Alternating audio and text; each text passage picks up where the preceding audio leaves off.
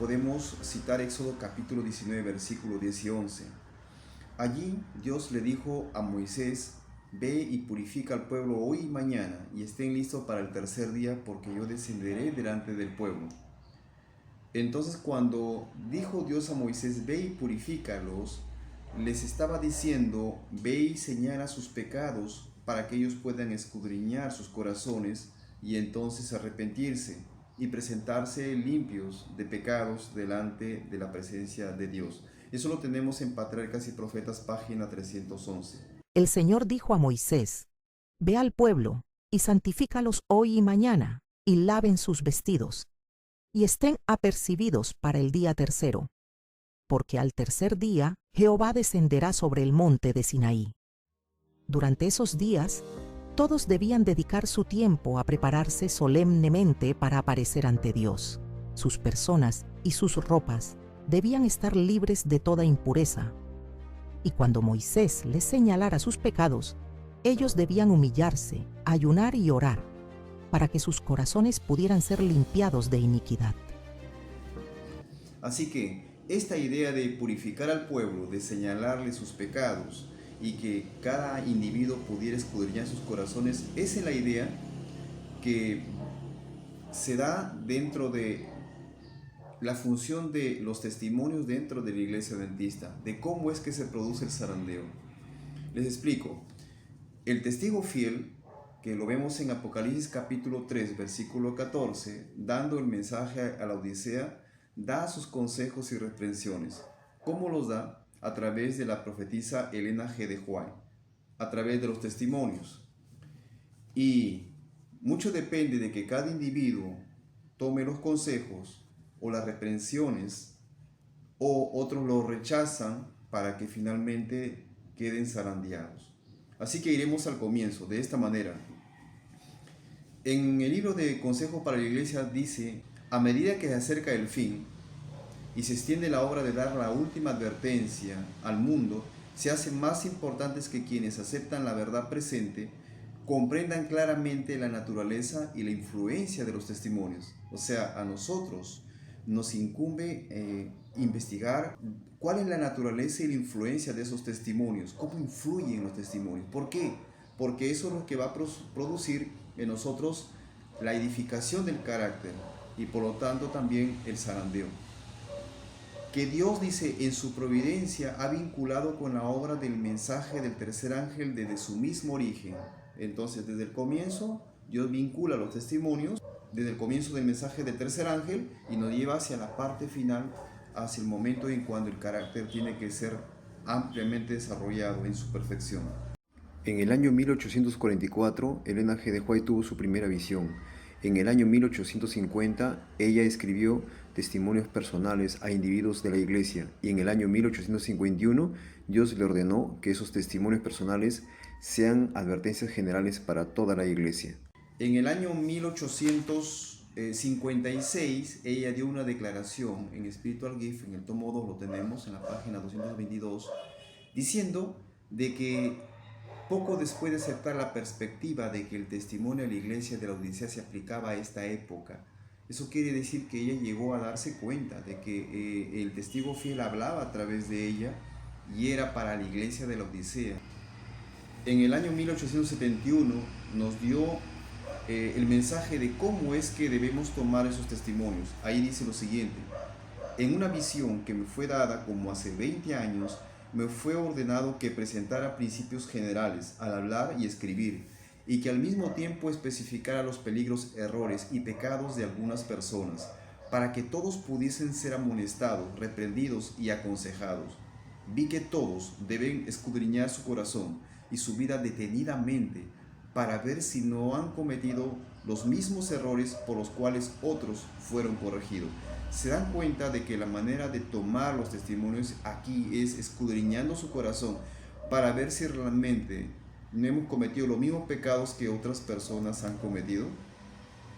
Pues esta es la manera de cómo se debe tomar los testimonios. Si uno revisa lo que se encuentra en Spiritual Gift, en el tomo 2, ahí nos muestra que en el año 1857 Dios dio a conocer este mensaje. Dice allí: en la página 223, he visto que el propósito del mensaje no era llevar a un hermano a juzgar a su hermano, sino que cada individuo examinara su propio corazón y se centrara en su propia obra individual. Y dice en el siguiente párrafo, el corazón debe ser purificado de los pecados que por tanto tiempo han excluido a Jesús. Ese temible mensaje surtirá efecto. Cuando se presentó por primera vez se indujo a un profundo examen de corazón. ¿Y ahora qué pasó? Si ese es el efecto que debe producir los testimonios, conducir a un examen profundo del corazón y hacerlo de manera individual, entonces, ¿qué sucedió con el pueblo de Dios? Miren lo que dice en el siguiente párrafo.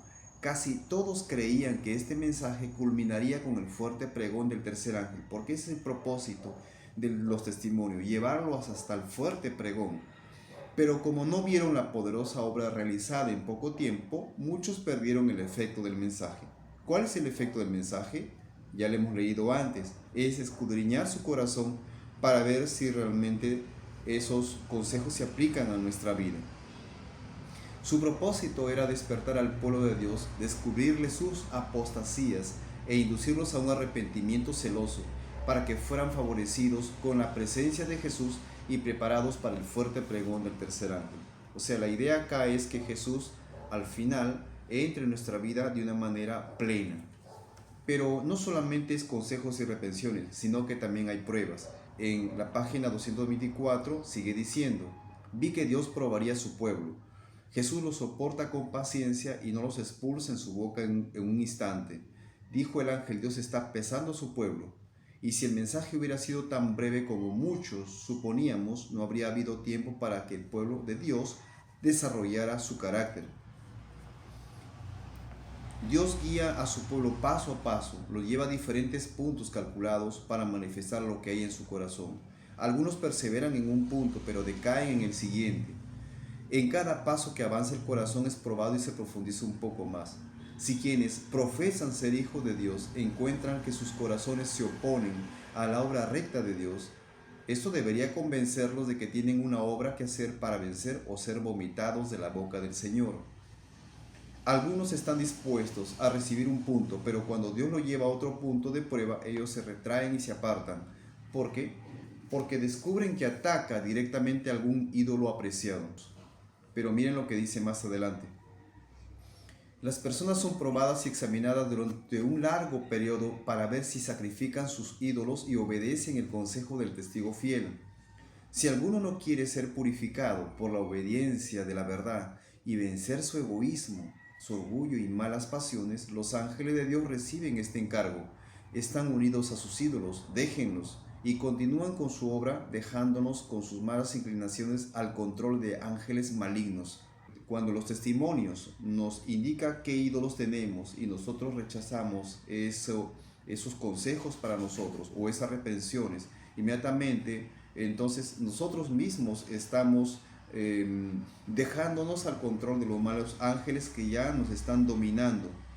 ¿Qué es lo que hacen los ángeles malos? Es pues sujetar los ídolos en nuestro corazón, retenerlos allí para que nosotros no seamos libres del pecado. Quienes superan cada obstáculo, superan cada prueba y vencen, sea cual sea el precio, han escuchado el consejo del testigo fiel y estarán aptos para la traslación por la lluvia tardía. En otra cita se nos dice, como pueblo debemos superar nuestra formalidad, debemos entrar por la puerta estrecha y además habrá que abandonar los ídolos más queridos y los pecados en los que se ha incurrido, aunque sea tan cerca como arrancarse el ojo derecho o amputarse el brazo derecho. Agoniza. Ábrete paso a través de los mismos ejércitos del infierno que se oponen a tu paso. Eso lo encontramos en un libro de manuscritos. Ahora quisiera yo comparar y ver cómo, y ustedes también lo pueden hacer, cómo es que Spiritual Gift está en paralelo con el libro de primeros escritos, con la página 270, donde se habla acerca del zarandeo. O sea, el zarandeo es lo mismo que el proceso probatorio. ¿Y qué entonces tenemos que hacer? Examinar cada libro y luego ver si es que realmente hay algún consejo para nosotros. Cada libro de los testimonios, quiero decir, y ver si realmente hay algún consejo para nosotros o una reprensión, y luego escudriñar nuestros corazones en oración para ver si realmente se está aplicando en nuestro caso, y veremos luego que debemos pasar por pruebas y vencer esas pruebas. Y si vencemos todas las pruebas, estaremos entonces listos para recibir esa ayuda tardía que Dios nos ofrece. Ahora, en el testimonio directo que lo encontramos en el zarandeo, el primer párrafo empieza así. Vi que algunos con fe robustas y gritos acongojados clamaban ante Dios, estaban pálidos y sus rostros demostraban la profunda ansiedad resultante de su lucha interna. Ustedes dirán, ¿por qué esa lucha interna? No era la persecución, por supuesto, ni era un caso especial de algún problema que ellos pasaban esencialmente, sino era la lucha contra las tentaciones, contra las pruebas. Y su única salvaguardia consistía en mantener los ojos alzados al cielo, porque los ángeles de Dios estaban encargados del pueblo escogido. Y más adelante dice, pero que hubo algún grupo que no participó de esta obra, que se requería acongojada demanda. Eso significa que se requiere realmente una oración con aflicción. Y va a haber aflicción. Y mucho más si vamos a pasar por prueba, vamos a tener que pasar por aflicciones. Dice allí, vi que algunos no participaban en esta obra de acongojada demanda, sino que se mostraban indiferentes y negligentes, sin cuidarse de resistir a las densas tinieblas que los envolvían, y esto los encerraban como una nube densa. Los ángeles de Dios se apartaron de ellos y acudieron en auxilio de los que anhelosamente oraban. Pero nada hicieron sus ángeles, por quienes no procuraban ayudarse a sí mismos, y los perdí de vista. Según lo que dice la cita acá, es que ellos quedaron en oscuridad, encerrados, envueltos dentro de una densa oscuridad de tinieblas. Y entonces había ángeles que se separaron de aquellos que fueron indiferentes a esta obra que requería aflicción, y se fueron en ayuda a aquellos que estaban orando con todas sus fuerzas, afligiendo su alma para poder liberarse de las ataduras de estos ángeles malignos y también de estos ídolos. Y eso produjo división, porque si tú no tienes tu ángel que te acompaña siempre, ahora está en compañía de aquel que está tratando de liberarse de sus pecados que le atan. Eso es justamente el zarandeo, ¿entienden? Y eso se da a través de los testimonios que Dios nos ha dado a través del linaje de Joai. Por eso termina diciendo el último párrafo: pregunté cuál era el significado del zarandeo que yo había visto, y se me mostró que lo motivaría el testimonio directo que exige el consejo del testimonio fiel a la iglesia de la Odisea. ¿Se dan cuenta? Tendrá este consejo efecto en el corazón de quien lo reciba, y le inducirá a ensalzar la norma y a expresar claramente la verdad. Aquellos que reciban el testimonio directo, tras esas pruebas, ellos estarán predicando el evangelio. Este evangelio que para ellos ha sido evangelio de salvación. Algunos no soportarán este testimonio directo, sino que se levantarán contra él. Esto es lo que causará un zarandeo en el pueblo de Dios. Y hermanos, esto es importante porque vemos que la iglesia en sí, no todos han recibido este testimonio como la obra de purificar sus almas por la obediencia a la verdad. Por eso termina diciendo este párrafo: el testimonio del testigo no ha sido escuchado sino a medias. El solemne testimonio del cual depende el destino de la iglesia se tiene en poca estima cuando no se lo descarta por completo. Este testimonio ha de mover a profundo arrepentimiento, y todos los que lo reciban sinceramente lo obedecerán y quedarán purificados. Ahora, va a haber grupos, y son muchos los que quizás van a estar en esta obra de ser purificados, y van a abandonar su obra de purificación por diversos tipos de tentaciones o distracciones que ofrece este mundo. Pero debemos ser perseverantes. La parte final, miren lo que dicen: oí que los revestidos de la armadura proclamaban poderosamente la verdad con fructuosos resultados. Muchas personas habían estado ligadas, algunas esposas por sus consortes y algunos hijos por sus padres. Las personas sinceras que hasta entonces habían sido impedidas de oír la verdad se adhirieron ardientemente a ellas. Se desvaneció todo temor a los parientes, y solo la verdad les parecía sublime. habían tenido hambre y sed de la verdad, y éste le era más preciosa que la vida.